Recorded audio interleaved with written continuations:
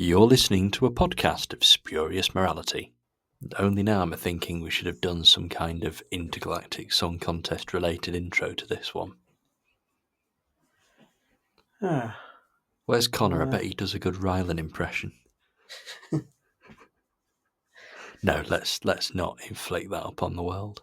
Let's just Hello and welcome to the 803rd episode of a podcast of spurious morality. But we should have arranged the whole podcast so that this was the 803rd episode. It's a bit of an oversight. We should have recorded another sort of 670 something episodes in the last week just to get ourselves there. Yeah, we've slipped up there.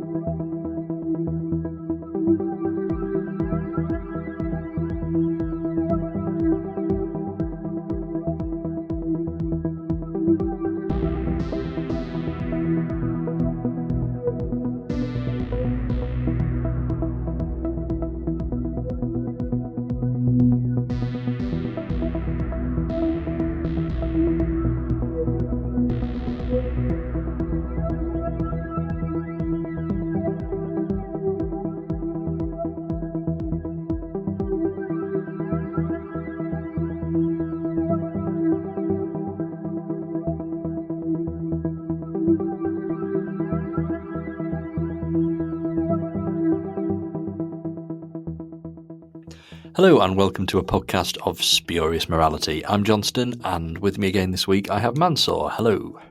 Hello. And we're carrying on looking at the latest new current series of Doctor Who, and the most recent episode is the Intergalactic Song Contest. And I think expectations were quite high for this one. Like, it was obviously a bit of a high budget episode. It was, a writer that has done some Doctor Who stuff before but hasn't made it onto telly yet. And we were teased, Russell T Davies teased, that you really want to watch this one as quickly as possible so you don't get spoiled. And I think he was very, very right about that. This is the first one this series where I have kind of gone, yeah, I need to watch this as soon as possible, and kind of got to it on iPlayer as quickly as I can. And I'm glad I did, because I managed to get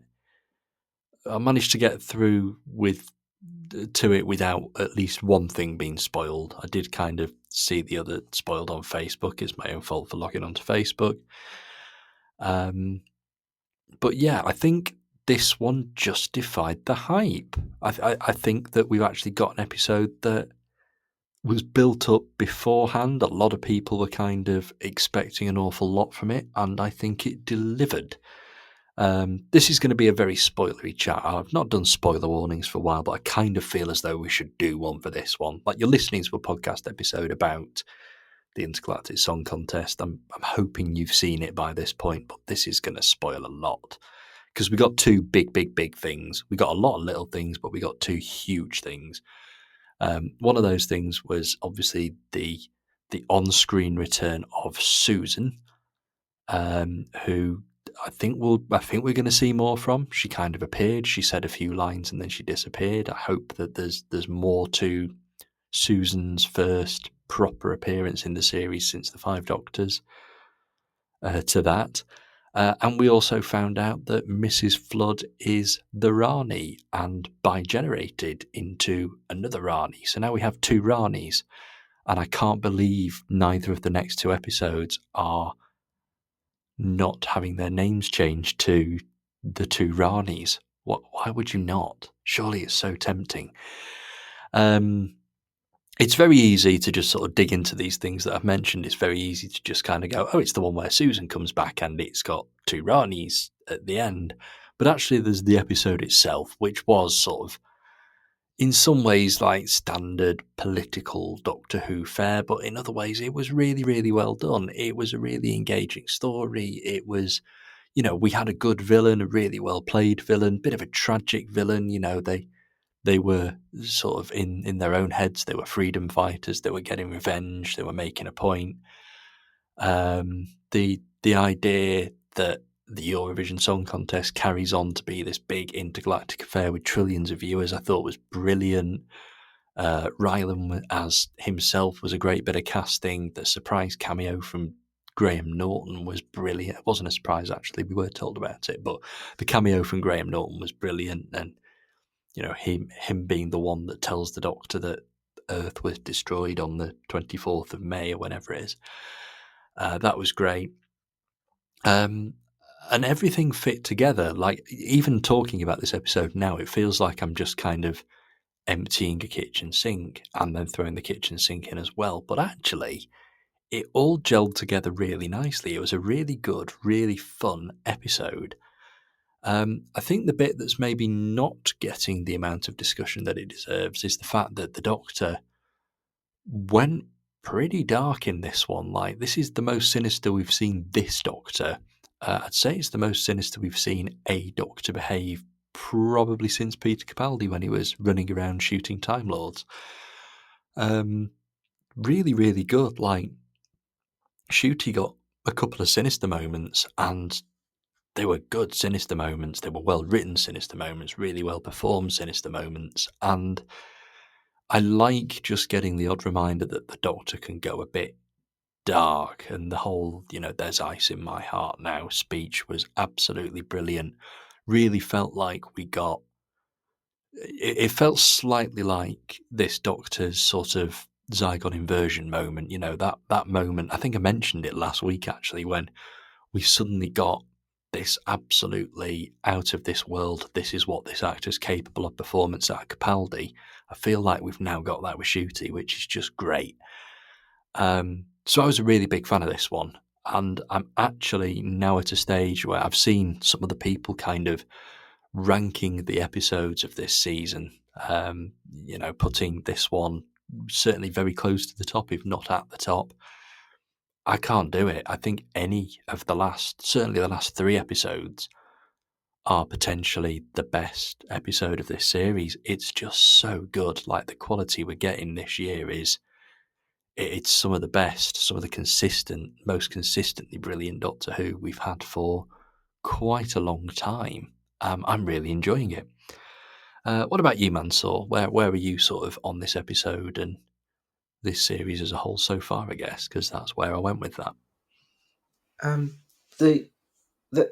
It's interesting because I probably feel quite similar to you with all the stuff you mentioned, but I've seen very mixed reactions to this episode. There are some people calling it, like, just with, like, you know, YouTube reviews popping up in the last few days. I've seen some people calling it okay, and some people calling it like the worst episode of the season or this era. But yeah, it's definitely towards the top for me.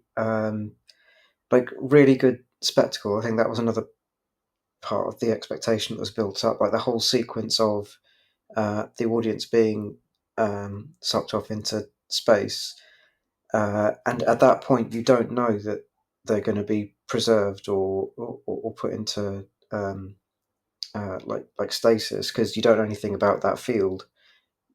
The way it's played is that those hundreds of thousands of people are just being slaughtered immediately in this huge incident.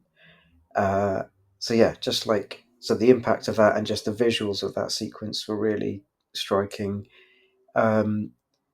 Like a lot of things, there's like elements that feel very familiar from RTD1, like meeting those side characters who conveniently play or conveniently have the skills to rise above just being a sort of standard ordinary person and being really vital to the plot. That was all great. You mentioned the politics of it as well, I think, and that's one of the things that I've seen people criticize it for as much as praise it for. With a lot of people saying that it was an oversimplification or a ham-fisted handling of politics and a bit black and white, and the resolution was too neat, and I can see all those things, but it's like when people are making all these comparisons between like Lucky Day and Adolescence, and there are some interesting comparisons to be drawn, but like one of these is a major BBC One show aimed at the whole family, and one of them is a Netflix drama that is a bit, a bit more niche. Has gotten a lot of attention, but is definitely more niche and is something that will have a much more selective audience. The fact that Doctor Who, as this big mainstream flagship show, can even start to engage with these types of ideas is, I think, itself something. Like, yes, it could be more nuanced. There could be, if you had a 3 or 4 hours to explore this stuff, you could delve into it with much more sort of political literacy and detail. But the fact that it's just raising that, it's saying words like genocide and did they use that word in this episode? I'm trying to remember.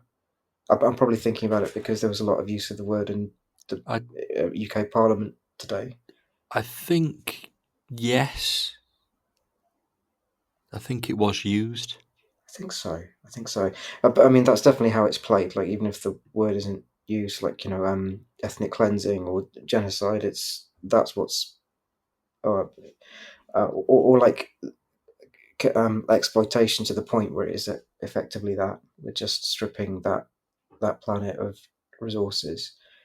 Um, and this was written a long time ago because, in political terms, like, but all the stuff that's going on today, like I said, um, like the day that we're recording this, you may be listening to it far in the future, but there was a lot of discussion about that word genocide in the UK Parliament. It's something that is really relevant and unfortunately continues to be relevant over the last few decades.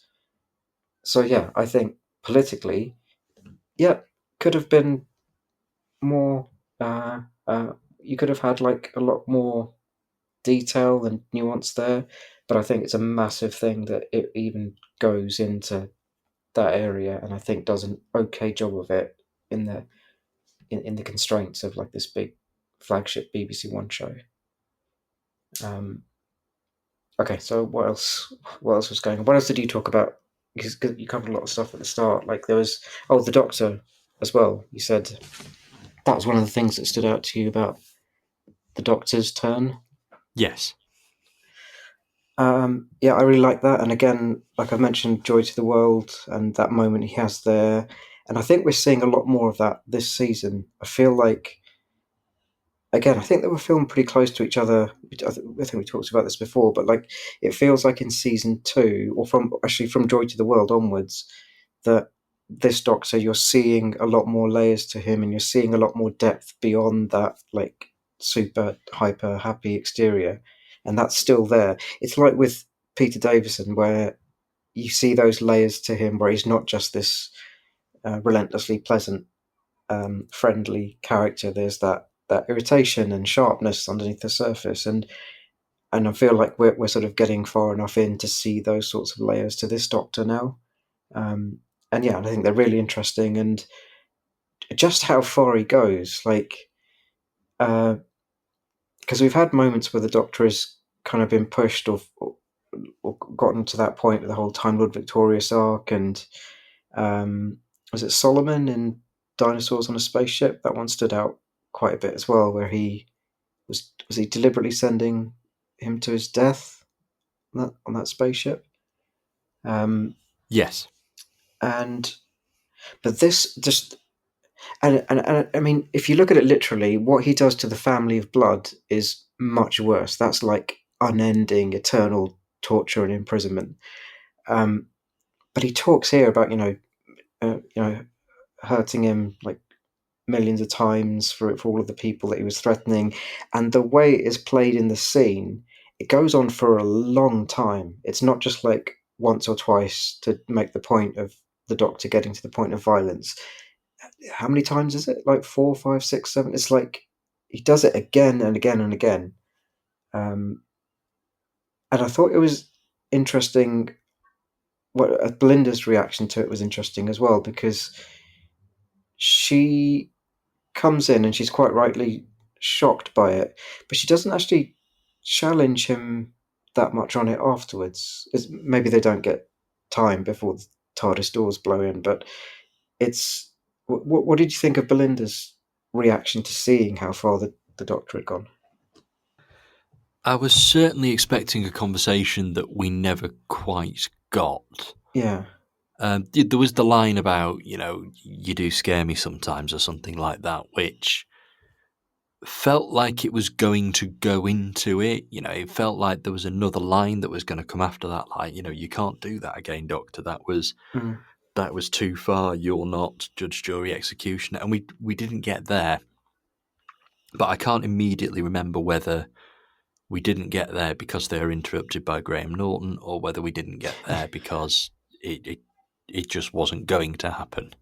Yeah, I wanted a bit more of that. I mean, like with Donna in, is it Runaway Bride? It's like a much more deliberate moment of challenging him and shouting at him to stop. Yeah. And it doesn't have to be quite as dramatic as that, but I wanted something afterwards and it was all a bit mixed up with the fact that this was played as the episode where Belinda is starting to have fun and chooses to stay, and I feel like there was an opportunity to do something with that, of like she's at that point of starting to like the Doctor and to see how great he is, and then this could have like pulled the rug out underneath of that, but it wasn't quite sort of followed through in as clear a way as I wanted. And it's kind of where this series felt as though it was going at the start. Those first few episodes, we really did have quite a bit about the relationship between these two characters, and it seems to have been. It's not forgotten. It's still there, and we are getting lines like "you scared me" and that kind of thing. But at the start of this series, I'd have expected this episode to have a little bit more of a gut punch in relation to these two characters. And yeah, you're right. It just wasn't. It wasn't not there, but it wasn't quite there. It's like we thought about it, and then that was enough. Yeah, and it's like you were Yeah. saying last week, I think, that we've only got so much time with Belinda, and we're into finale territory now. So again, worry slightly that it's a missed opportunity to give her story a bit more weight. I really like the performance and the character. I feel like more interested and engaged in the character, and not a criticism of Millie Gibson, but just like I feel like Belinda's got more interesting stuff to her in terms of the character. But yeah, I'm seeing these sort of missed opportunities to go a bit further with her as well. Yeah, and I'm hoping that I'm hoping that there's a moment in the finale to kind of pause and discuss this kind of thing. I hope it's not just a case of at the end of the finale, okay, Belinda, we've got you home now. That's what you wanted. See you, bye, and then that be it. Like that, there needs to be some conclusion to this that isn't just okay, Belinda's home now.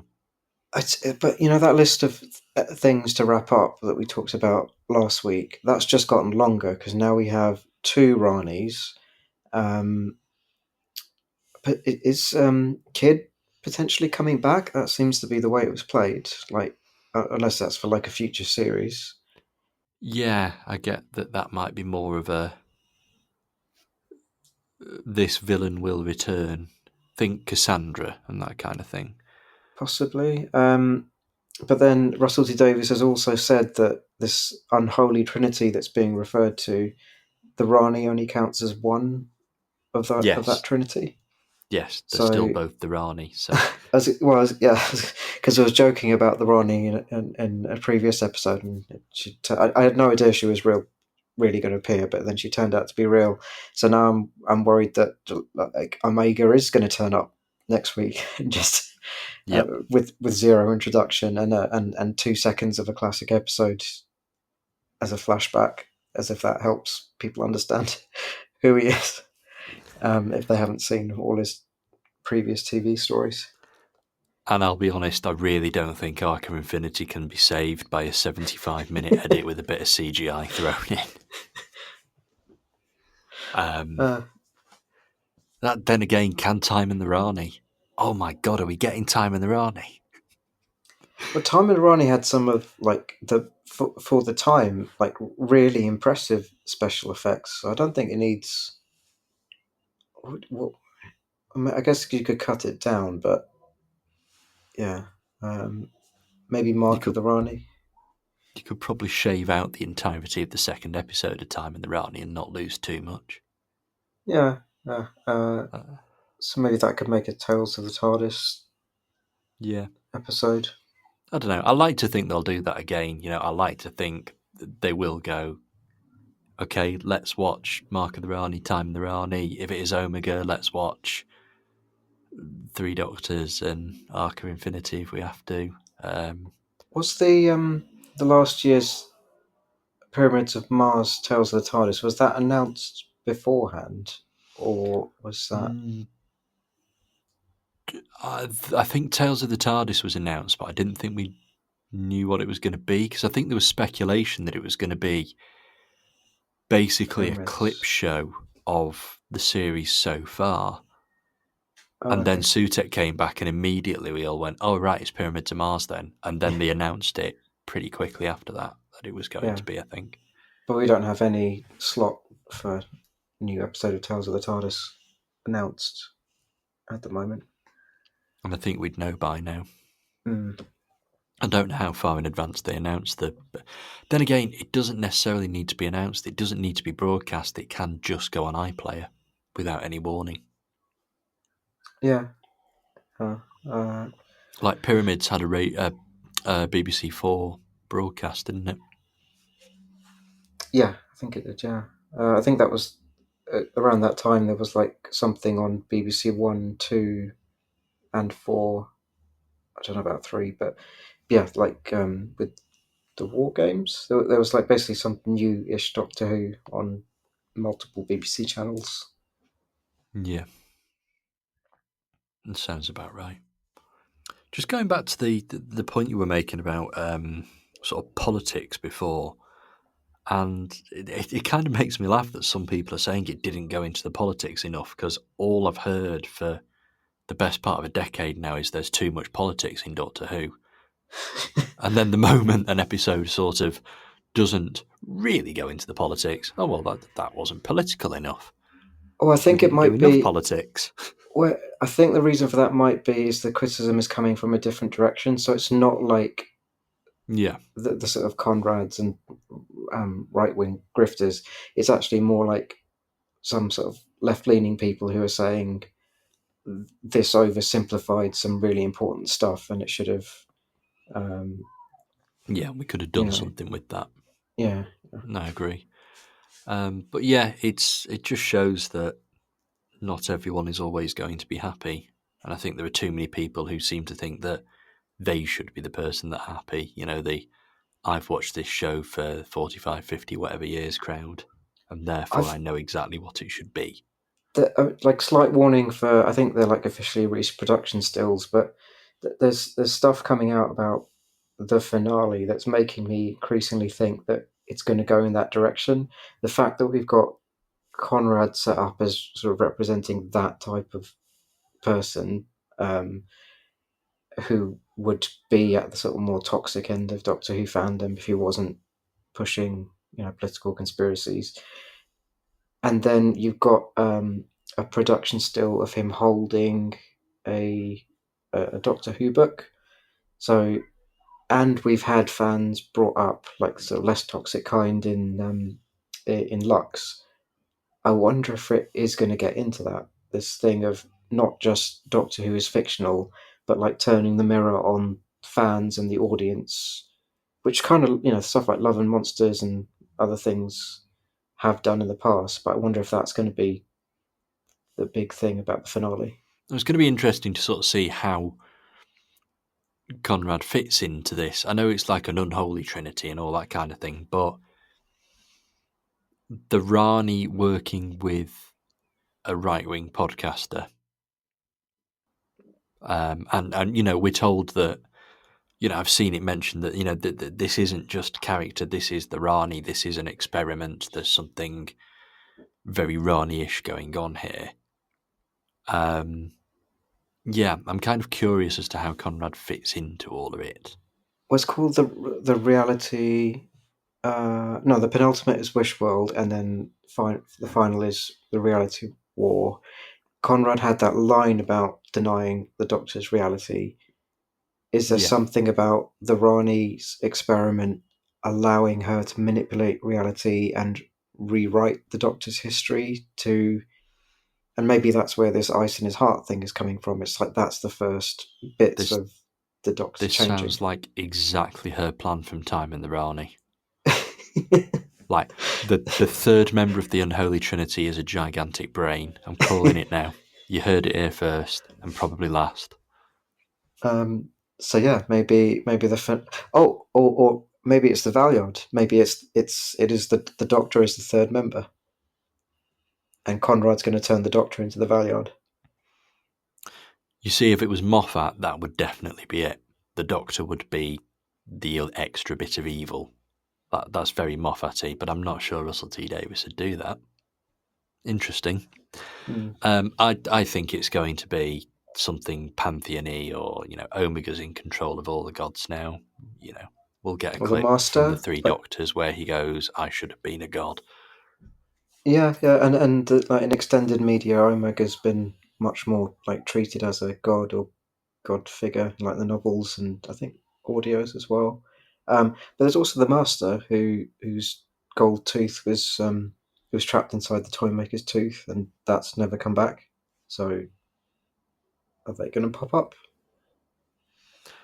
Yeah, I don't know. I've always taken that as a thing that's just gonna be used when they need it to. Like, there you go, the Master. There's an easy way to bring him back if we need it. Yeah. We'll see. So we've kind of touched on this, or the next point of discussion was going to be the Doctor in this episode and him, him going a bit evil, and well, not evil, a bit dark, a bit sinister, and we've kind of covered that. It's what he does, but it's interesting that the thing that pulls him back is visions of Susan, and Caroline Ford's back. This is proper Susan. We've not regenerated Susan. We've not, and I honestly do not believe that this is the last we've seen of her. Like, there's no way you bring her back for the sake of those few little appearances that don't really quite make all that much sense. So where do we think the Susan thing is going? Um, I don't know, but yeah, I agree. She's coming back, and again, like in Unleashed, she was wearing what looked like a different costume from the ones in the shots that we saw, and I think it would not be a surprise if she's back. But so Susan was the one who definitely snapped him out of that moment where he was about to be frozen. But I'm just thinking about how it played out towards the end of the episode because I didn't he ignore her like when she was telling him to stop. I feel like it was something else that actually made him stop in the end. I think it took her a few times telling him to stop, but eventually he did. Yeah, and so it's some I don't know. Maybe she's going to have some role in like rather than it being just like happy reunion, she's going to be back, and it's going to be her stopping the Doctor, or it's going to be that uh, like just her in person is the thing that pulls him back from the edge. But yeah, You'd and certainly hope. yeah, I'm curious as to how all of this fits together. yeah, I've Like, got no idea. yeah, it feels like we've just got a lot of pieces on the board randomly at this point. Like, the Doctor and Belinda are on the board, Earth's being destroyed is on the board, the Rani, both Ranis are on the board, Conrad's on the board, Ruby's on the board, Unit's on the board, Mel's on the board, Susan's on the board. Like, how do these pieces play together? What's it all going to? It kind of feels like where we're up to with um, Avengers Doomsday at the moment, where we've got a lot of chairs with names on the back and no Yeah, context. And yeah, okay, all of this is going to be in the finale. There's a hell of a lot to fit in. Yeah, I think that's a good comparison, but like even more so with this finale, because with Doomsday, yeah, they'll do some heavy adaptation, but we've got the original comic stories to get a sense of how it will play out and how all those characters will form into teams and come up against Doctor Doom. But yeah, with this finale, I've got no. And again, it's like we were saying about before about the second half of this season. It's quite nice to go in not knowing how it's all going to play out. Because like with season one, we just had fewer elements, and it was like the stuff about Ruby on one side, and then Sutek as this late in the day reveal, and those two things were tied together just about. I can't see all these like these dozen different things you listed how they're all going to be wrapped up in a neat little package. But we do know they're all there. Yeah. And there's other stuff as well. Like we know that Susan Twist's in it. Susan Triad character's in it. Oh yeah. They announced she was coming back and she's not been in it so far, so that's what I'm getting. Just the more I think about it, the more I sort of go, hang on, that's in there as well, isn't it? And, we know we've got Poppy from Space Babies as well. Yeah, that's a big one as well.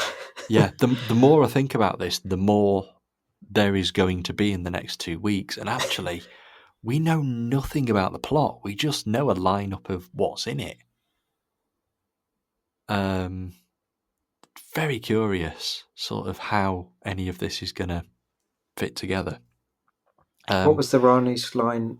Let battle commence. But yes. that doesn't really like with who like. So this is the other thing. Like you know, Mrs. Flood has this complete switch of being really meek and subservient after the bi-generation. I don't buy that at all, because you think back to the way that she was talking when she was with Cherry and when they were dusted. Like Yeah. those. So when the David Tennant's 14th Doctor bi-generated, he doesn't become a different character. It's played as it's a split, and he is the same regeneration splitting off to the side. So if it's the same logic with Mrs. Flood, she's not going to go from someone who's talking like she can go up against gods to then just being this really meek person. I think there's a lot of like sort of barely hidden disdain or superiority, and she's just playing the new Rani, or giving her the sense that she's this meek person. Yes, I get the same impression. And it's still, and that leaves the option open of, is the Mrs. Flood regeneration of the Rani actually on the Doctor's side? Because there was hints of that with previous Mrs. Flood stuff. The way she would say, was it the same episode when they get dedusted? She talks about the Doctor being, you know, that clever boy or something. Yeah, because everyone It's started going, oh, it's Clara. Yeah, and that's not the way that the Rani in her traditional camp evil persona would talk about the Doctor. So maybe this is like an aberration regeneration of the Rani, where well, it's like Missy, and like Or a she feels, Lumiat. yeah, and yeah. So I feel like there could be something really interesting going on with her, which I hope there is, because I hope we get more of Anita Dobson beyond just like following the new Rani around, who looks really great as well. But I hope Anita Dobson doesn't get too sidelined, which is a risk with these dozen different plot elements again to link up. At this point, I do sort of wonder if we're going into a Doctor Light episode again. Like maybe not like completely Doctor Light, but I'm thinking the Stolen Earth, how it takes the Doctor the whole episode to actually get to where everything's going on, and it's sort of a bit more led by Unit and Torchwood and Sarah Jane. I kind of wonder if maybe we're going to get that as a first episode. The Doctor trying to get to Earth, and maybe Unit are leading things a little bit, and by the time the Doctor gets to Earth, everything's already gone dreadful. Oh yes, unit as well. Like, yeah, are we going to have space here for more setup of the spin-off? Or is that just going to be its own thing and kind of not have too much of a hard link into the main show? Or at least a continuation of where Lucky Day left off. Yeah, because I think things were said by the writer or Russell T Davies about that having important links to the spin-off, like the public reaction to Unit. Yeah, so maybe there's a little bit more of a look at that. Hard to say, but I do like where it's all going. I just hope it can stick the landing. And I did find that sort of last year's finale, I really liked the first part. I thought it really built up suspense. We had that whole extended sequence in the time window, and Yeah, that was good. Yeah. it built up and it built up and it built up, and it was really tense. And and I just don't think we're going to have time for that this time because there's just so much there. Like the majority of that episode was trying to figure out who Ruby's mum was. That was a very, very big chunk of that episode. We kind of had Mel doing a bit of undercover stuff as well, but essentially, yeah, and we're not going to get that this time. We're not going to have time for that big build up if everything that we've just listed is all going to get a decent sort of slice of the cake. Yeah. Again, I'm not. I sound like I'm going into this finale really negative. I'm not. I think it's great that all of these things are sort of together. We kind of know what the ingredients are, but not what the final dish is. And we know that Russell T Davies can handle a finale where there are a lot of characters that need serving. Like we've done that. We had it with Stolen Earth and Journey's End. And if this ends up being half as good as Stolen Earth and Journey's End, we're up for a pretty good finale. Yeah. Yeah. I'm really curious. Like, I'm sort of very cautious about all of this being wrapped up in a satisfied way, but also really fascinated as to what it will look like. Yeah, it's that how for me. Like, how is this all? How does it all fit together? Because it just feels like a lot of random pieces at the moment. Yeah. Which is good. We're sat here talking about it, speculating. So it's kind of done its thing. It's the old playground discussion analogy, isn't it? And that kind of thing. So it has done its job. It's got us talking about what it's supposed to have us talking about. But really, I'm really enjoying going into a Doctor Who finale with absolutely no idea where it's going. Yeah. And this could be the first time. This could genuinely be the first finale where I've not really known what's coming at all.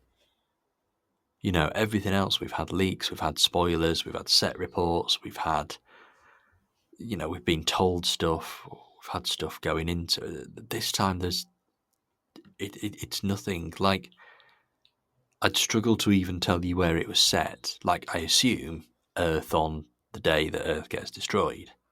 Like, that's the best guess, but we don't know how it gets destroyed, who destroys it, why it gets destroyed, how it links to any of the things that we listed before. Yeah. So. Yeah. So. So the one thing we haven't talked about much is the music in this episode. Did you have any Yes, I was thoughts on hoping to avoid that. I thought it was pretty authentic. Like, Yeah. picking the sort of like the sort of major types of Eurovision song. It felt very authentic to that. I'd be curious to, because we didn't get them all play out in full. If they do a sort of mini soundtrack release like they did with the Goblin song single, I'd be curious to hear them in full. But you weren't you weren't impressed. It sounds like You just want that full version of Dugga Doo, don't you? um, I mean, you and the majority of other people I've spoken to about this episode over the last few days.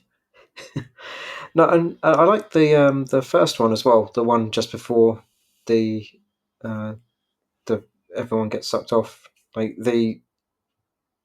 that sounded good, and yeah, I'd just be curious to hear them play out in full. Like It, I preferred this to. There's always a twist at the end. Like yes, yeah, absolutely.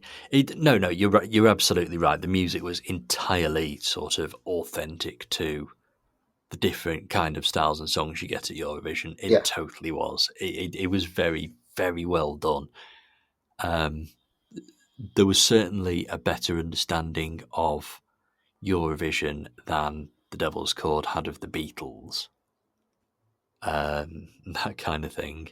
yeah, I'm again, it's not particularly my genre of music. You know, I'll sit and watch Eurovision and have one too many to drink and a bit of a laugh with it like everybody else. But I'm never going to be the person sat there going, I'm actually going to get this song and listen to it normally. Do people do that? Is that a thing? Are people that are Eurovision soundtracks?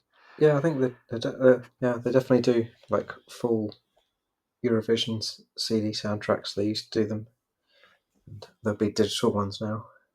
I'll never forget when Sam Ryder with Spaceman, which did quite well. Obviously, UK entry did quite well. I'll never forget the massive mistake he made when it came to titling his album, because it was "There's Nothing But Spaceman," which it's not what you meant, is it, Sam? But the reviewers picked up on it. But yeah, it's yeah. It was like you say, it was perfectly authentic. It genuinely felt like this is what Eurovision is going to be if it still exists in many, many, many years' time. And I'm amazed. Considering most new Doctor Who has been broadcast on the same evening.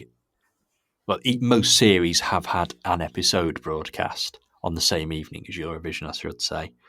I'm Yeah, amazed they've not done this before. It's such an obvious thing to do when you think about it. But in the same way, I'm kind of glad that it's happened now because this episode would not have looked as good 5 years ago, let alone 15, 20. yeah, yeah, definitely. This was another one where we saw, the Disney budget. I feel the need to put a little TM next to it every time I say Disney budget. But yeah, this is another episode where we definitely saw that Disney budget doing its thing. Yeah, This is how Doctor Who should look.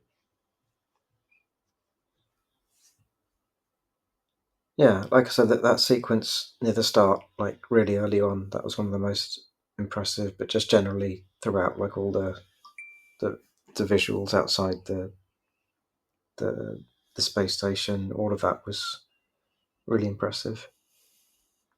Yeah, it was great. So is there anything else you want to add or discuss or anything like No, that at all? yeah, like we talked a lot about what this is setting up for the finale.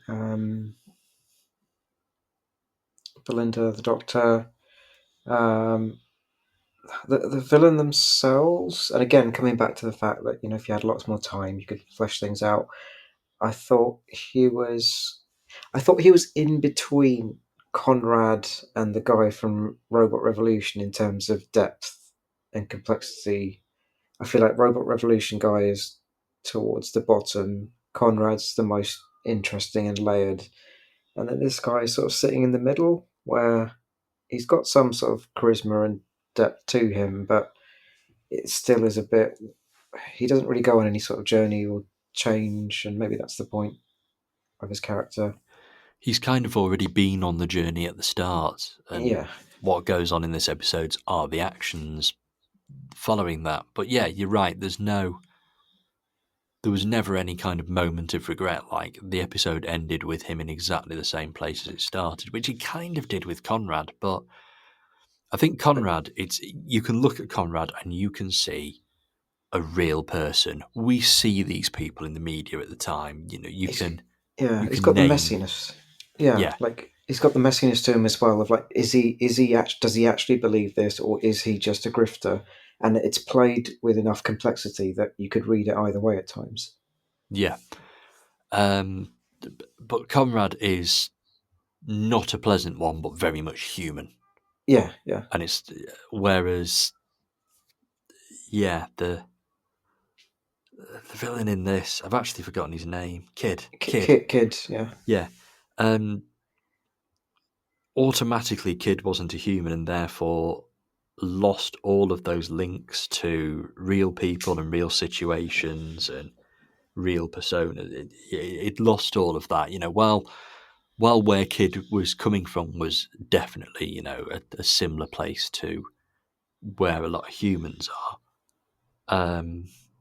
You did sort of lose a level of character complexity there, because we were only told quite briefly, actually, about what had happened to the home world, and there's hints about how the race is persecuted, but again, there's no real.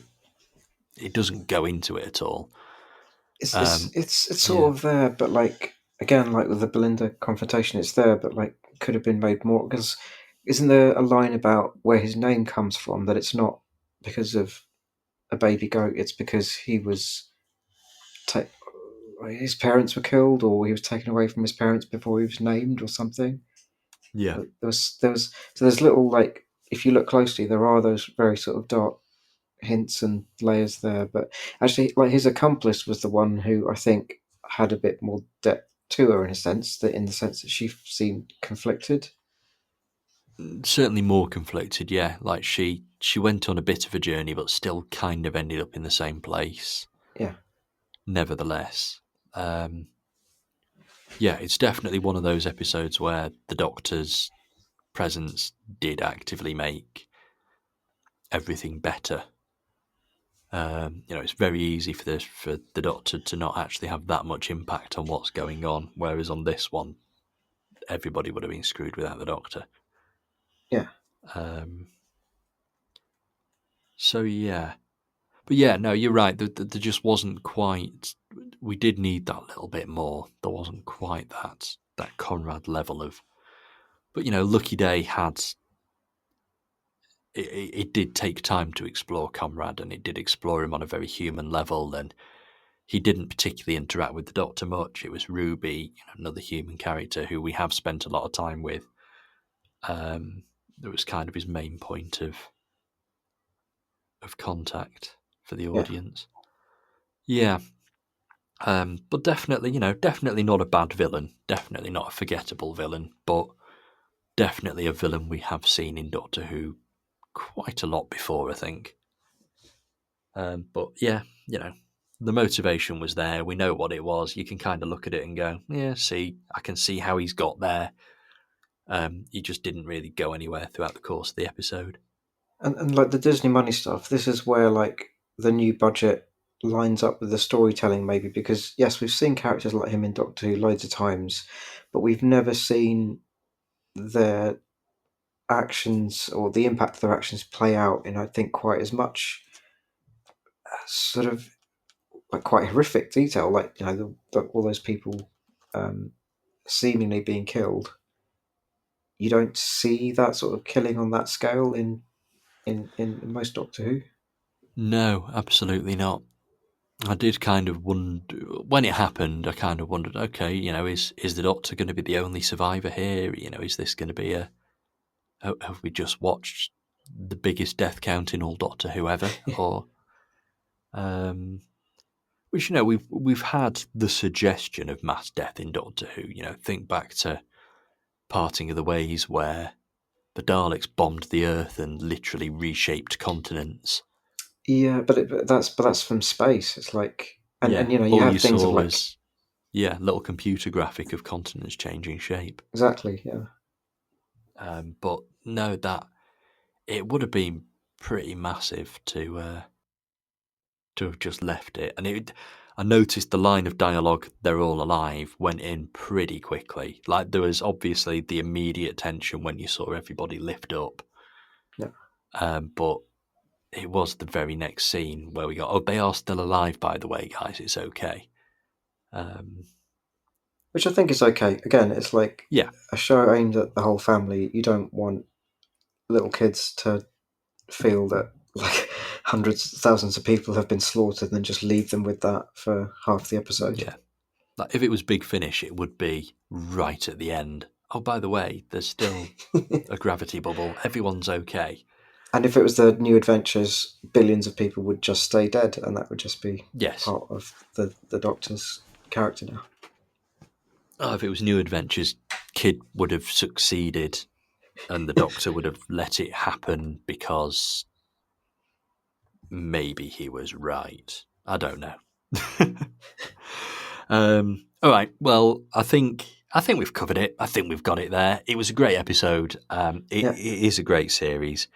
I'm really looking forward to talking about the next 2 episodes because I have no idea at this point what it is we're going to be talking about. And that's quite exciting. So Doctor Who's got me excited. I think it has this whole series, to be honest. I'm invested. I'm wanting to watch it. I'm, watching it at 8 o'clock when possible. That kind of thing. As I said at the start, this is the first one where I've kind of gone, yeah, I want to watch this as quickly as possible. Everything else I've kind of watched when I can. Always on the Saturday, of course. But this is the one where I've kind of gone, yeah, I need to watch this now. And I think that's how I'm going to feel on this coming Saturday as well. And Saturday after that, it's going to have to be 7 o'clock. Yeah, I've booked it for the cinema, and I don't think it's feasible to try and avoid spoilers for Wish World. So I think it will have to be at 8 a.m. viewing for Wish World and then rewatch it in the cinema. It feels insane to try and avoid for the whole week. Well, I also need you to watch Wish World straight away so we can talk about it on it. It would be really interesting trying to talk about an episode with you that you'd not seen without spoiling it, which is not a challenge I think we should try sometime. Yeah. Right, well, we shall leave it there, but thanks as ever for joining me, Mansoor. It's been really good discussing this. A pleasure. And we'll be back to talk about Wish World next week when hopefully we'll know what we're talking about. We'll have something to talk about, and hopefully some of the speculation that we've kind of suggested here will be proved to be right or wrong. Yeah. We're going to be talking about Omega next week, aren't we? Like, we actually are. Gee. Yeah, we'll see. Well, thanks very much for listening, everybody, and we will be back for more spodcasting soon. Goodbye now.